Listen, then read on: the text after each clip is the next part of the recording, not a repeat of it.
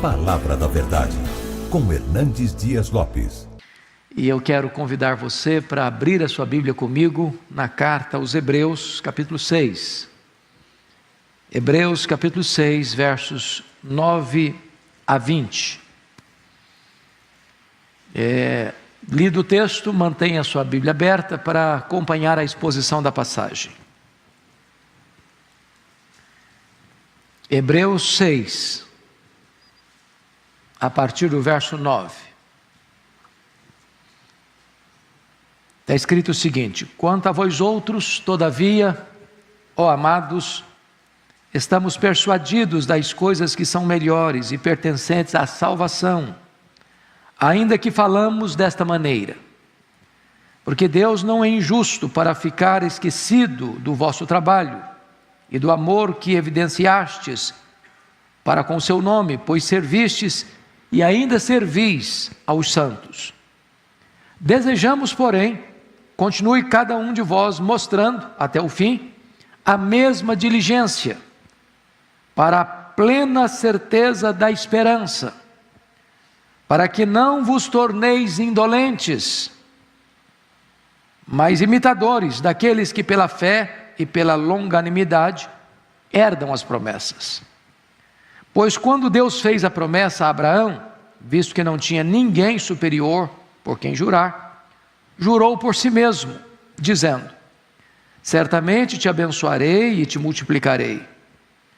E assim, depois de esperar com paciência, obteve Abraão a promessa.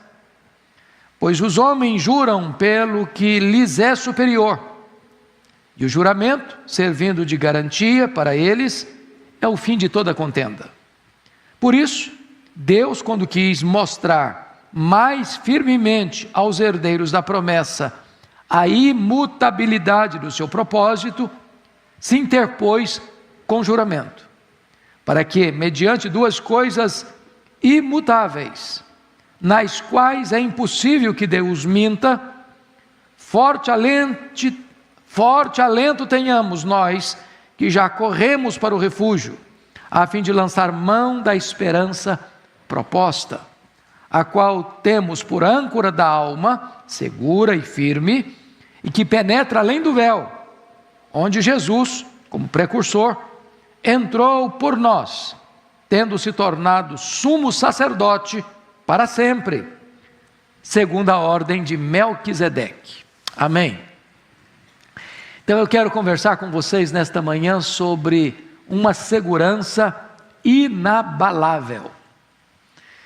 Bom, eu acho que todos vocês sabem que este texto é precedido pelo texto mais difícil desta carta, o texto talvez mais complicado de entendimento de todo o Novo Testamento, que é o capítulo 6, 4 a 8, a questão da apostasia.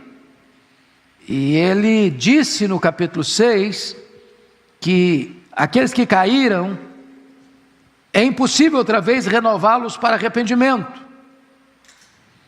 E a pergunta é sobre quem o autor está falando, que caíram e não podem ser recuperados. É de pessoas salvas? É de crentes lavados no sangue do Cordeiro? É de gente que estava com o nome no livro da vida, selado com o Espírito Santo, justificados pela fé, convertidos a Cristo? Eram ovelhas? Eram templo da habitação de Deus? Ou eram apenas pessoas crentes nominais, que embora membros de uma igreja visível, não faziam parte da igreja invisível? Se vocês perceberem, a própria leitura do texto de hoje já responde esta pergunta. A apostasia não é de crente salvo, mas é de crente nominal. O contexto aqui é de judeus que vieram para o cristianismo e, em virtude da perseguição, estavam de volta para o judaísmo. Se estavam de volta para o judaísmo, depois de terem abraçado o cristianismo, é porque na verdade não eram verdadeiros convertidos, eram nominais, era apenas uma adesão e não uma conversão. E aqui no verso 9, notem vocês que existe uma conjunção adversativa, há um contraste. Quanto a vós outros, todavia. Então ele está contrastando os apóstatas com os verdadeiros crentes, mostrando para nós que não há possibilidade de o texto anterior estar ensinando a perda da salvação. Aqui ele está deixando claro que os verdadeiros crentes, regenerados, selados, habitados pelo Espírito Santo, cujo nome está no livro da vida, no rol de membros da igreja do céu, da igreja invisível, esses não podem se perder jamais.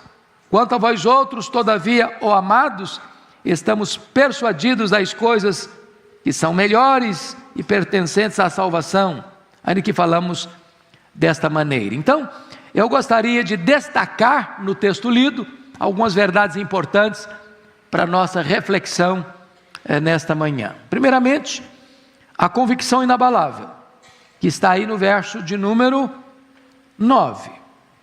Isso é tão importante, irmãos, porque há muitos crentes salvos pela graça, que embora estejam seguros nas mãos do divino pastor, de quem ninguém pode arrancar-nos dos braços dele, vivem inseguros, vivem com medo de perder a salvação, de ir para o inferno, de resvalar os pés e dizer agora acabou, perdi a salvação. A salvação é uma dádiva de Deus, é dada por Deus, foi planejada por Deus, foi executada por Deus, é consumada por Deus, é garantida por Deus. A segurança da minha salvação não está no meu esforço. Quem persevera é Deus em nos salvar. Aquele que começou boa obra em nós, há de completá-la até o dia de Cristo Jesus. A nossa segurança está nas mãos do próprio Deus, que planejou, executou e consumará a nossa salvação. É isso que o versículo 9 está nos mostrando, dizendo com toda a clareza que não há possibilidade de perda de salvação. A mesma verdade é posta lá no capítulo 10, porque lá também ele trata do mesmo assunto da apostasia. E ele vai contrastar de novo. Olha aí, versículo 38, na parte B, quando diz assim, 10:38, se retroceder, nele não se comprais a minha alma. Ele está falando de quem? De um crente, de um salvo, que vai retroceder?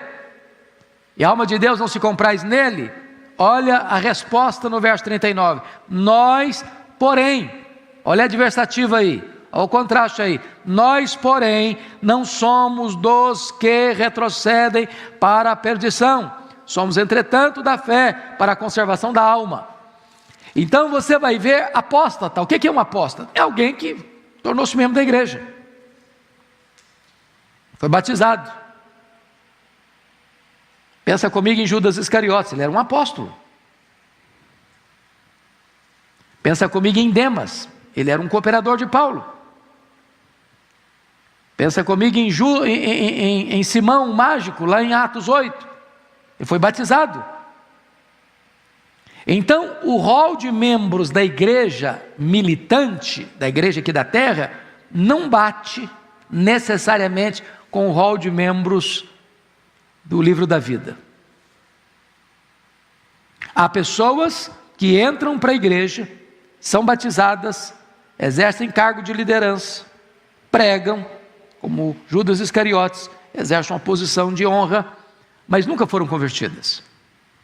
Essas, num dado momento, vão retroceder. Quando você vê, deixa eu só confirmar isso novamente, se você puder abrir comigo, lá em Apocalipse capítulo 13, Veja, por gentileza.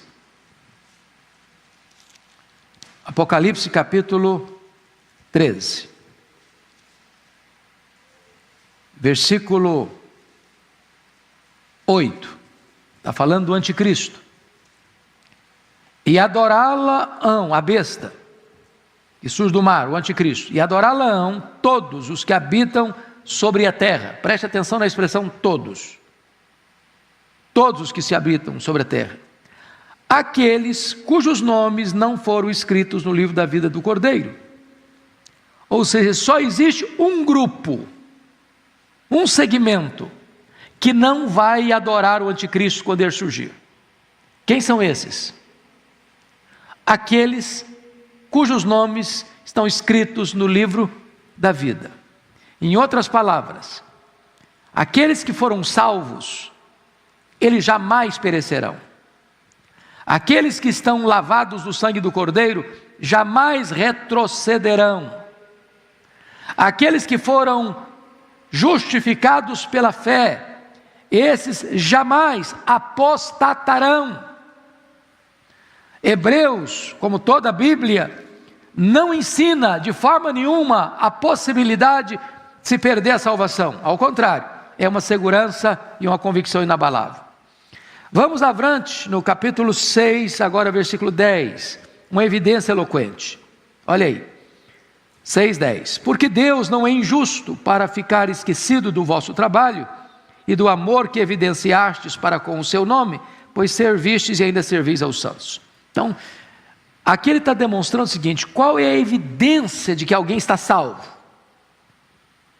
Como é que você pode identificar uma pessoa salva? E ele está dando uma evidência aqui. Qual é a evidência que ele oferece para nós? Primeiro, o trabalho. Depois o amor. Primeiro o amor, depois o trabalho. Ou seja, quando você ama, você é nascido de Deus. Quem não ama nunca conheceu a Deus. Quem não ama está nas trevas. Quando você ama, qual é a evidência desse amor? Não é palavra, não filhinhos, não ameis apenas de palavras, mas de fato e de verdade. Quando você ama, você trabalha, você serve. Isso é amor. Não é discurso, é ação.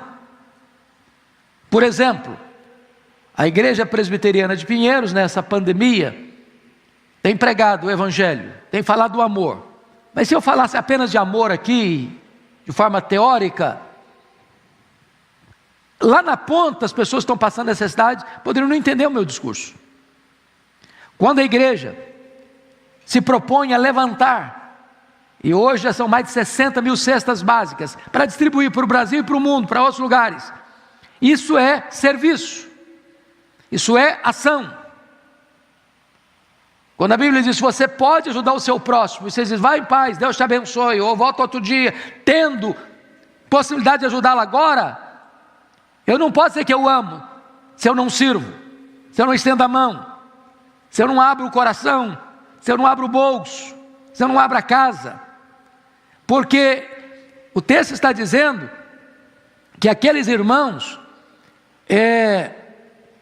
eles fizeram um trabalho, porque amaram e evidenciaram esse amor para com Deus, através de quê? Do serviço aos santos. Como é que você prova que você ama a Deus? Quando você serve ao seu irmão. É quando você socorre o seu irmão. Por como é que eu posso amar a Deus a quem eu não vejo, se eu não amo o meu irmão a quem eu vejo? Agora, preste bem atenção nisso. O mesmo Deus que não se lembra dos seus pecados, se lembra dos seus atos de bondade. Quando você dá um copo de água a alguém que está com sede, em nome de Jesus, você não fica sem galardão, Deus se lembra disso. Mas do seu pecado que Ele perdoou, Ele não se lembra mais, Ele joga para trás das suas costas, Ele lança na profundeza dos mares, Ele apaga como a névoa, Ele esquece do seu pecado, mas não se esquece quando você faz o bem, quando você serve ao seu irmão, quando você ajuda e socorre o seu irmão. Olha que coisa maravilhosa. É por isso que a Bíblia fala de galardões. Quando você serve, quando você socorre, quando você abençoa, quando você estende a mão, quando você abre o bolso, quando você abre o coração, quando você abre a casa para servir aos santos, isso fica registrado nos anais dos céus, e Deus se lembra disso. Não é que você vai servir aos santos para ser salvo, não, a salvação é pela graça, mas ao servir o próximo, você evidencia que foi salvo pela graça. Socorrer o próximo, servir ao próximo, não é a causa da salvação, mas é a evidência da salvação. Pois bem, dito isto, vamos olhar um outro ponto agora, muito importante. Uma diligência necessária. Versículo 11, olha aí comigo. Desejamos, porém, continue cada um de vós mostrando até o fim a mesma diligência para a plena certeza da esperança. O que ele está dizendo? Ele está dizendo o seguinte: não basta você ter um arroubo de entusiasmo para ajudar o próximo num momento pontual e depois afrouxar as mãos, depois botar a vida no piloto automático e deixar a vida levando você. Não. Você precisa ter o quê? Continuidade, perseverança. Você precisa ter o quê? Diligência no que você está fazendo. É por isso que a Bíblia diz que você deve desenvolver a sua salvação. Está lá em Filipenses 2:12. Dá uma olhadinha rapidinho comigo aí, para entender, porque esse texto às vezes as pessoas têm dificuldade de entender o significado dele. Filipenses 2:12, olha aí.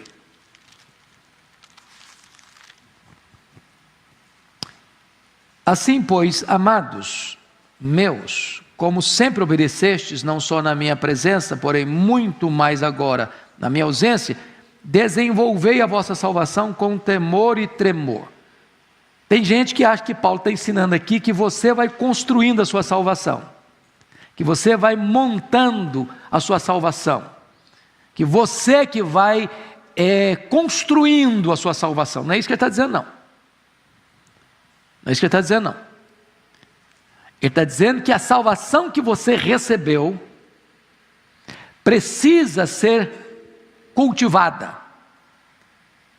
O que ele está dizendo é que, vamos ilustrar isso, é como se você tivesse recebido um terreno por herança.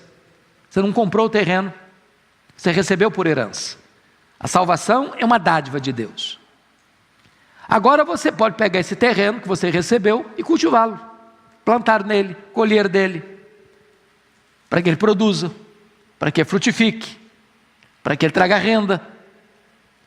Então o que o texto está querendo dizer é o seguinte: você recebeu a salvação é de graça, mas agora você pode pegar essa lavoura, esse terreno e cultivá-lo, desenvolvê-lo. Você pode, já que foi salvo pela graça, agora ser generoso, ser diligente nas boas obras, socorrer, servir. Essa é a ideia, essa é a ideia. Deixa eu pegar um outro texto para vocês entenderem o que está aqui. Olha em Gálatas 6:9, por favor. Gálatas 6:9. Aqui tem um texto interessantíssimo. 6:9. Está escrito assim: e não nos cansemos de fazer o bem, porque a seu tempo ceifaremos, se não desfalecermos. Fazer o bem às vezes cansa, sabia? Tem gente cansada na obra e cansada da obra. Porque nem sempre ao fazer o bem você recebe o retorno de quem recebeu o bem. Tem gente que você faz o bem para ele, ele vira as costas para você ainda. Você faz o bem para ele e ele não agradece o bem que você fez. E de repente você pode ficar frustrado e cansado. E Paulo exorta: não nos cansemos de fazer o bem. Não nos cansemos de fazer o bem. Por que não? Porque a seu tempo ceifaremos, se não desfalecermos. O que ele está querendo dizer com isso? Ele está querendo dizer com isso que ainda que você não receba o devido reconhecimento de quem recebeu o bem que você fez, de Deus você vai receber recompensa. No devido tempo você vai ceifar, você vai colher. Porque Deus não é injusto para ficar esquecido do serviço que você presta aos santos. Olha que coisa maravilhosa. Quer ver outro exemplo bíblico?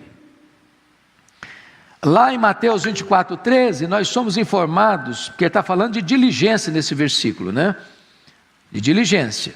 Então, lá em Mateus 24:13, a ordem do Senhor Jesus é esta: aquele, porém, que perseverar até o fim será salvo. Vamos entender de novo esse texto.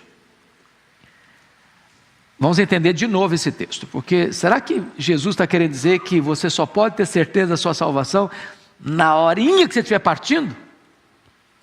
Na horinha que você estiver morrendo? É isso que ele está dizendo? Não, não é isso. Não é isso. No momento em que você crê no Senhor Jesus, você já tem a certeza, a garantia. Quem crer em mim, João 6,47, tem a vida eterna. Quem disse isso? Jesus. Você acha que Jesus mentiria para você? Jamais. Então o que ele está dizendo? Se você crê, você tem o quê? A vida eterna. Quem é que tem a vida eterna? Quem crê. O verbo não está no futuro, terá. Está no presente indicativo. Quem crê, tem. Eu tenho essa Bíblia, eu não terei, eu tenho essa Bíblia.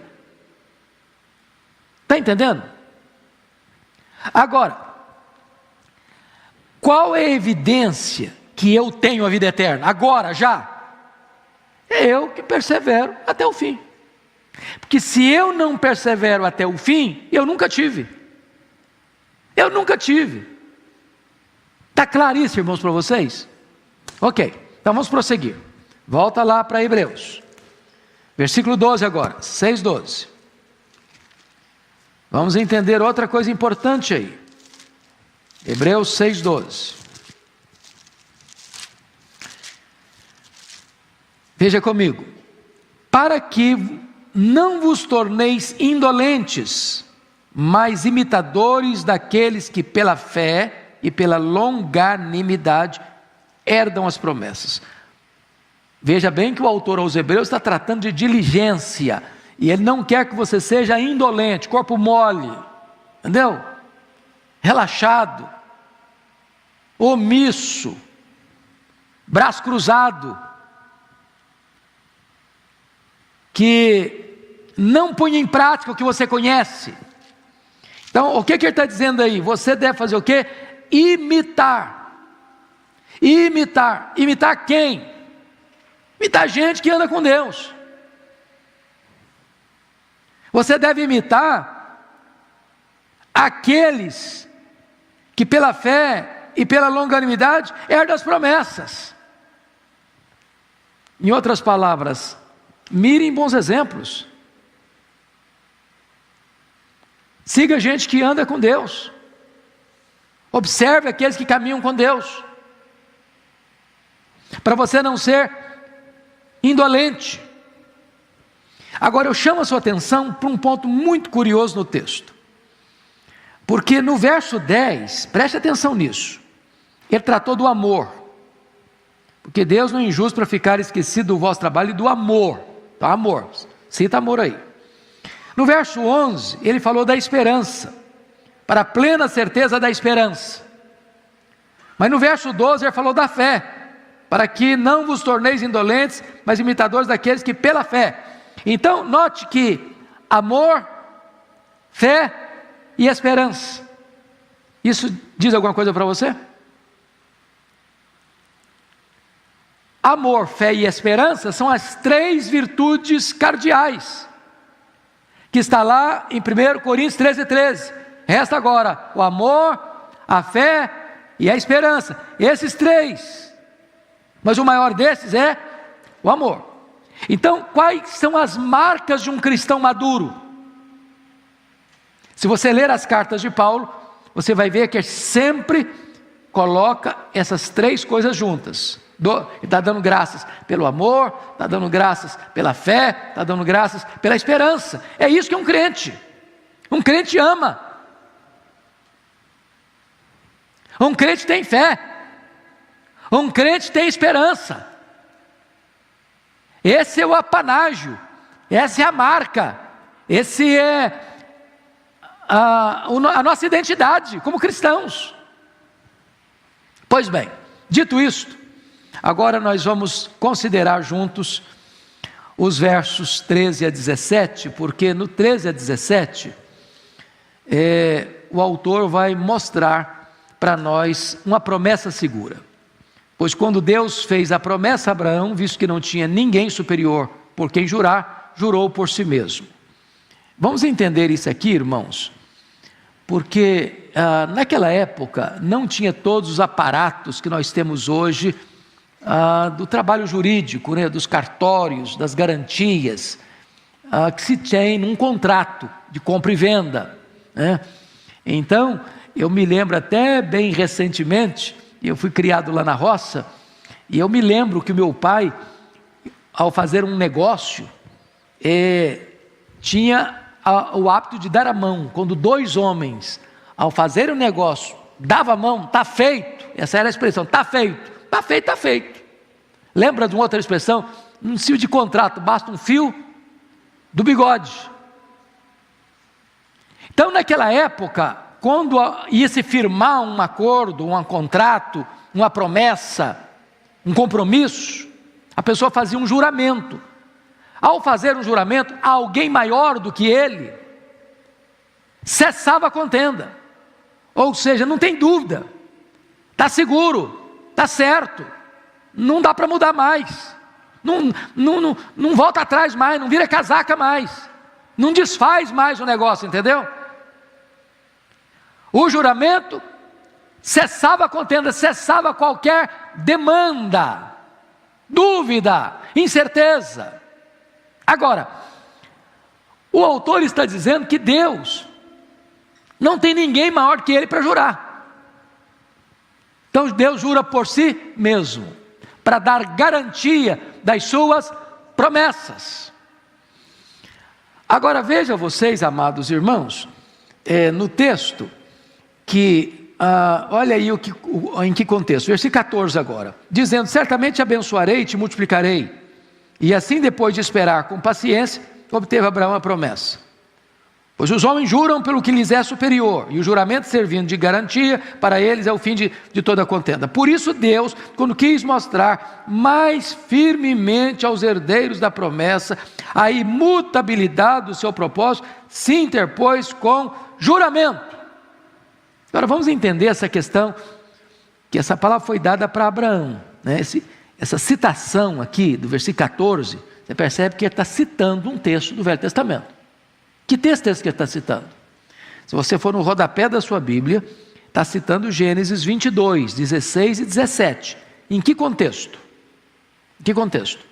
No contexto, quando Deus manda o Abraão ir a um monte que ele mostraria, para oferecer Isaque em holocausto. Então vamos agora entender a história do Abraão. Deixa eu resumir para vocês. Abraão era chamado de Abrão, morava em Ur dos Caldeus. Seu pai chamava Terá. Abraão teve 3 irmãos: Arã, Naor e ele, certo? Ele teve 2 irmãos, eram 3 filhos. Eles moravam em Ur dos Caldeus, capital da Caldeia, terra idólatra. A família dele era idólatra, está lá em Josué capítulo 24. E aí eles se mudam aqui de Ur, do sul da Mesopotâmia, para Harã, no norte da Mesopotâmia. Naquela época as famílias tinham casamentos consanguíneos. A Sara era meia ou meio, agora eu fiquei na dúvida no português, quem é melhor de português me ajuda, se é meio ou meia irmã. Quem é bom de português me ajuda. Meio, meia. Vocês ficaram em dúvida agora, tem tanta opinião que eu não sei qual que é o certo. É meia irmã? Meia. Ok, então é meia, ficou certo agora. A Sara era meia irmã do Abraão. O pai da Sara era o Terá, com outra mulher. Então, Abraão se casa com a meia irmã, Sara. Pois bem, aí, ele tem 75 anos, quando Deus diz para ele: sai da tua terra, no meio da tua parentela, e vai para um lugar que eu te mostrarei. Te abençoarei, e através de ti abençoarei as famílias da terra, as nações do mundo. E Deus prometeu outras vezes que a descendência dele seria como as estrelas do céu, e outra feita diz que a descendência dele seria como as areias da praia do mar. É claro que é um termo hiperbólico, né? Porque você sabe que há mais estrelas no firmamento que todos os grãos de areia de todas as praias e desertos do nosso planeta. É uma figura de linguagem. Pois bem, ele sai aos 75 anos. Com 86 anos, aliás, 85 anos, a Sara, que era estéril, achando que não ia ter mais jeito de ser mãe mesmo, porque já tinha cessado as regras, inclusive, diz para o Abraão o seguinte: olha, Abraão, não vai ter jeito não, então faz o seguinte, pega a minha serva, que era Agar, que veio lá do Egito, quando ele passou por lá, coabita com ela, e eu vou ser mãe por meio de Agar. O Abraão, em vez de confrontar a sua mulher, diz: não, minha filha, Deus me prometeu, Deus vai cumprir, vão dar mãozinha para Deus, eu não preciso de mãozinha nossa não. Ele acabou cedendo ao desejo da sua mulher e coabitando com a serva egípcia. Nasce Ismael, né? Barriga de aluguel. Aí o que acontece? Quando Abraão tem 99 anos, quando Isaac nasceu, quando Ismael nasceu, eu tinha 86, me ajuda na matemática aí, quantos anos tem o Ismael agora? 13 anos, certo? 13 anos. Deus aparece para ele de novo. Falou: Abraão, vou mudar seu nome. Você não vai ser chamado de Abraão mais não. Você vai ser chamado de Abraão. Abraão é grande pai, mas Abraão é pai de grandes nações, de multidões. E aí, Deus aparece e diz o seguinte para ele: olha, a sua descendência vai ser por intermédio de Isaac. A Sara vai conceber. Ele riu, a Sara riu, um riso de incredulidade. E então, quando Abraão tem 100 anos e Sara 90 anos, nasce o filho da promessa, o Isaac. Quantos anos tem o Ismael nesse tempo?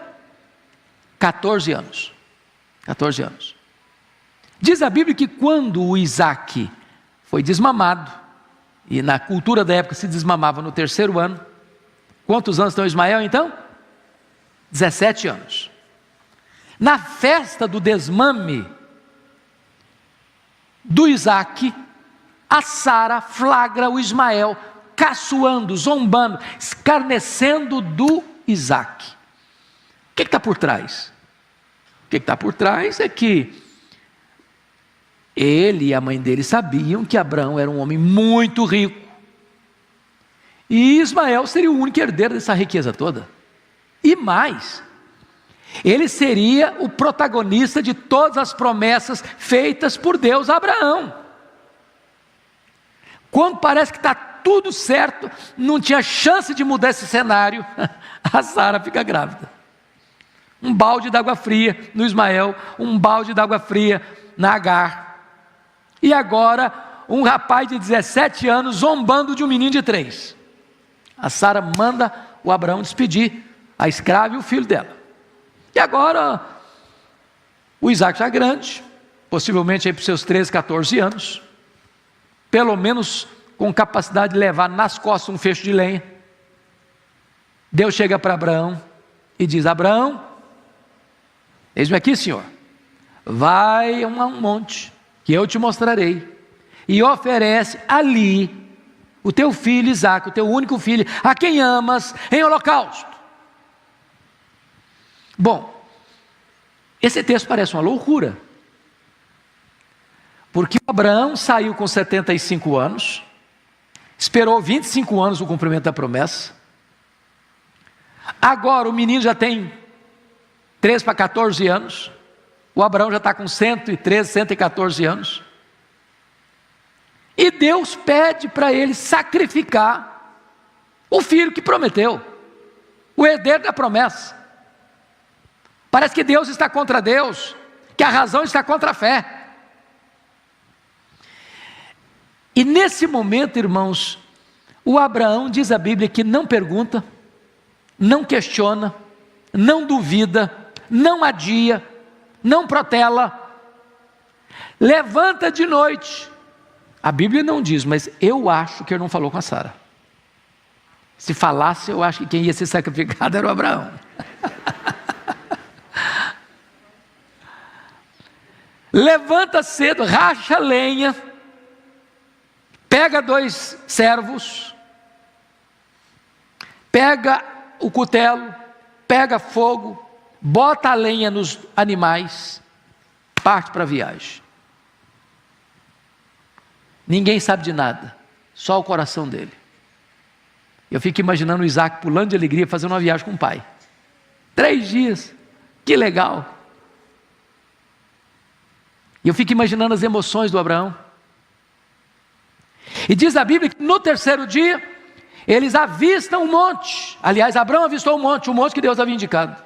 E Abraão disse para os 2 rapazes, 2 servos: fique aqui, fique aqui, fique aqui com o animal. Eu e o menino iremos lá. Tendo nós adorado, voltaremos. E Hebreus 11 explica isso dizendo que Abraão acreditava que Deus era poderoso para quê? Para poupar o menino? Não. Deus era poderoso para quê? Para ressuscitar o menino. Sabe o que significa isso? Na mente de Abraão, de fato, ele iria sacrificar o seu filho.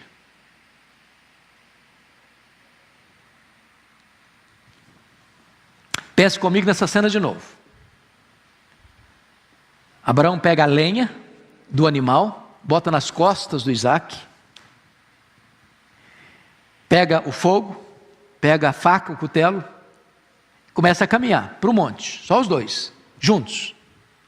Quando lá pelas tantas, o Isaque pergunta para o pai assim: papai, aqui está o fogo, aqui está o cutelo, a lenha está nas costas dele mesmo, mas cadê o cordeiro para o sacrifício? Eu imagino um nó na garganta do Abraão, mas a fé acendendo em sua alma, dizendo: Deus proverá para si meu filho, o cordeiro. Eu não sei se vocês acham, mas o que vocês pensam comigo? Um homem de 114 anos e um menino de 16, 14, 15 anos. Quem deveria ter mais força? Talvez o menino, não? Porque Abraão não pegou o feixe de lenha nas costas. Quem pegou o feixe de lenha nas costas foi o menino, o rapaz. A Bíblia não relata isso. Mas sabe qual a visão que eu tenho desse texto? Que é o texto mais eloquente sobre a cruz, sacrifício de Cristo. É que nesse momento, Abraão deve ter contado para Isaque: meu filho, contou a história para ele. Porque não faz sentido você entender que Abraão pegou o rapaz, amarrou o rapaz. Pensa comigo um menino carrega um feixe de lenha, se vai deixar o pai dele amarrá-lo em cima de um monte de pedra, um fecho de lenha, ele ia sair correndo, ia denunciar o pai na próxima delegacia. Para entender a figura, eu penso que nesse momento, porque o pai e o filho, o pai entregou o seu filho por amor, e o filho voluntariamente foi para a cruz. O filho se entrega, e quando Abraão estende a mão, o anjo do Senhor bradou. O anjo do Senhor é uma teofania, não é um anjo, é o anjo. Bradou do céu: Abraão, não faças nenhum mal ao menino, agora eu sei que tu me temes. Ele olhou um cabrito, um cordeiro, sacrificou, e aí Deus refaz com ele a promessa. Jurou por si mesmo que o abençoaria, que o multiplicaria.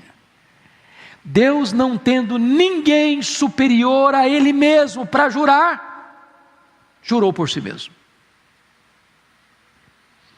O que a Bíblia destaca aqui, que você deve olhar para os heróis da fé, você deve olhar para quem caminhou na esperança, olha para Abraão. Você quer esperar? Olha para Abraão.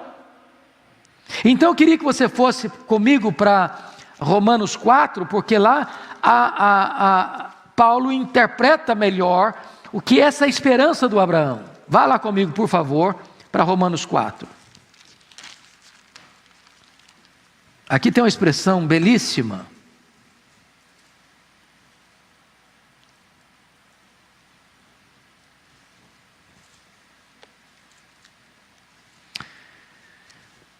Veja comigo a partir do verso 17, como está escrito.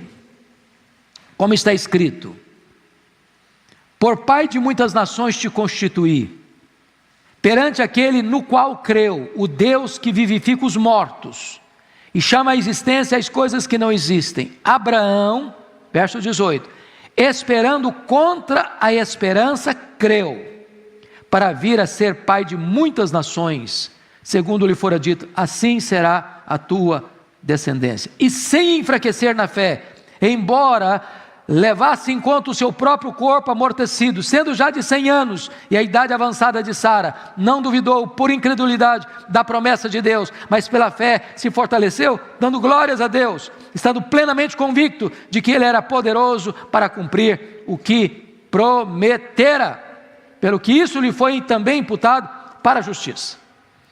Então, o que o autor aos Hebreus está nos ensinando, voltando para Hebreus 6? Ele está nos ensinando a termos esperança nas promessas de Deus.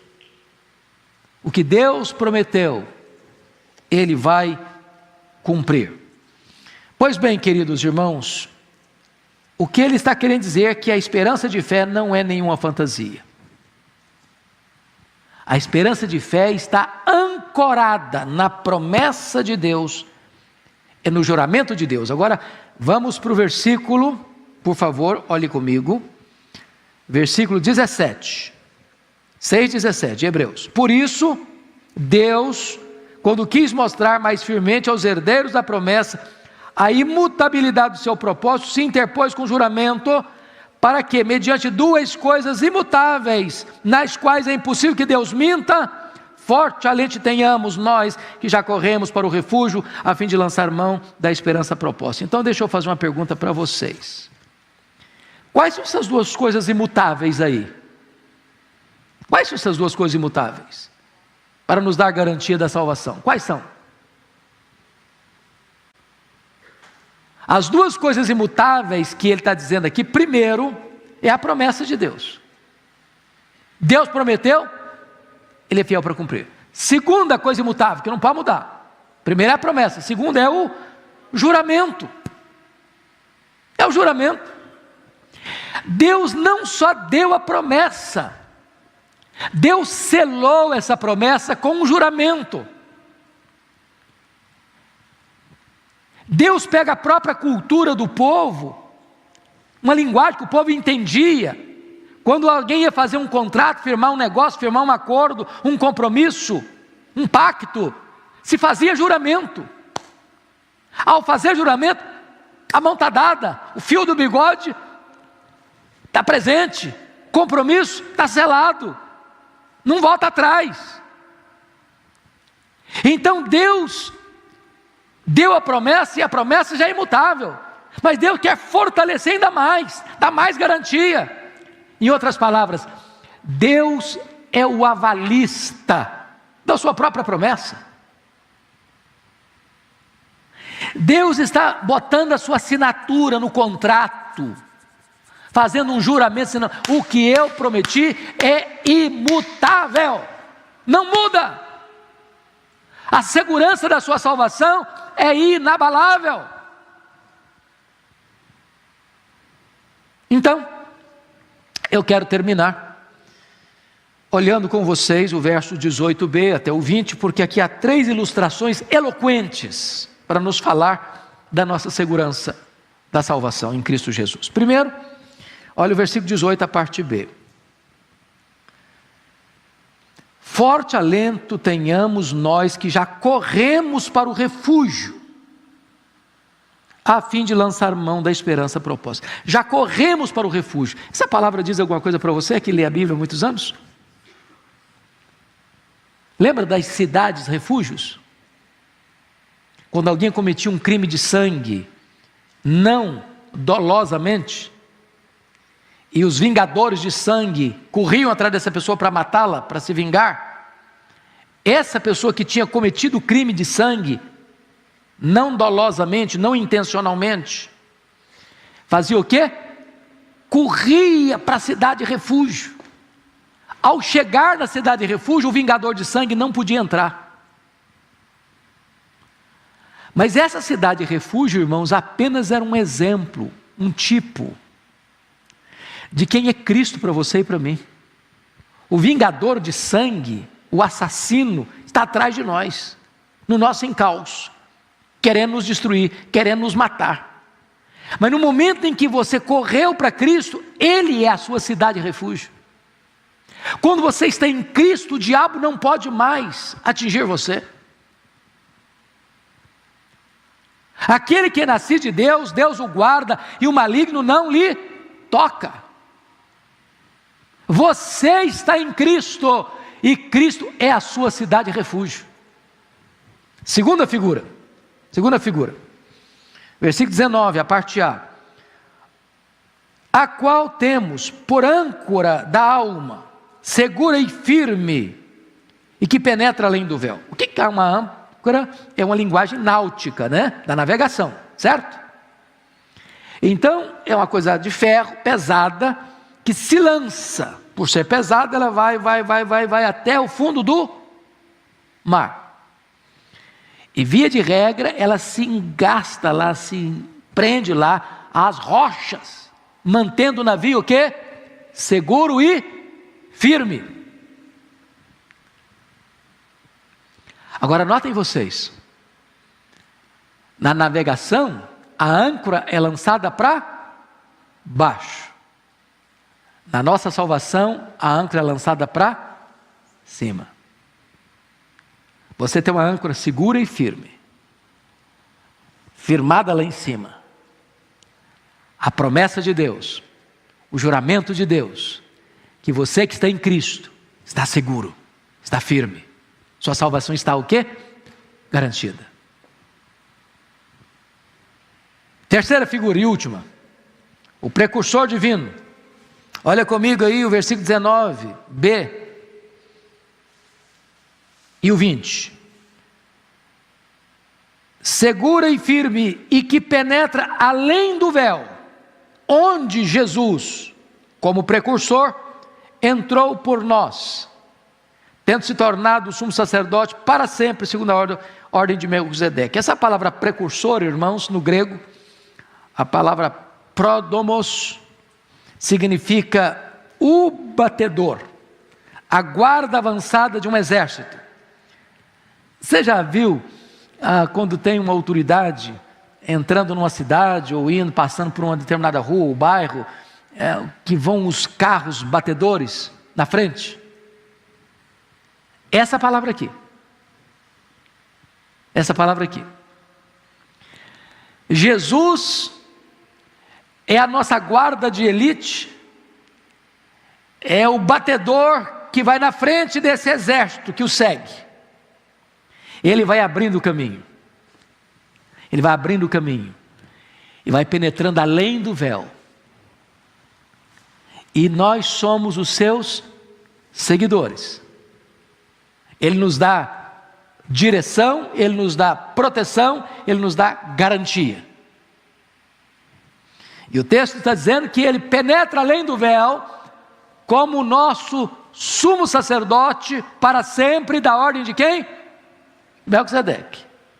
O sacerdócio levítico fechou, encerrou, cumpriu seu ciclo, porque apontava para Cristo, o sacerdote para sempre, da ordem de Melquisedeque. Em outras palavras, sua salvação está segura, porque Jesus está lá em cima, como seu intercessor, como seu advogado, como seu sumo sacerdote. Oh, irmãos, que bênção é desfrutar desta segurança da salvação. Você e eu estamos nos braços daquele que governa o universo, que está sentado no trono, que intercede por nós, que voltará para nos buscar. A Ele toda a glória, honra e louvor. Amém.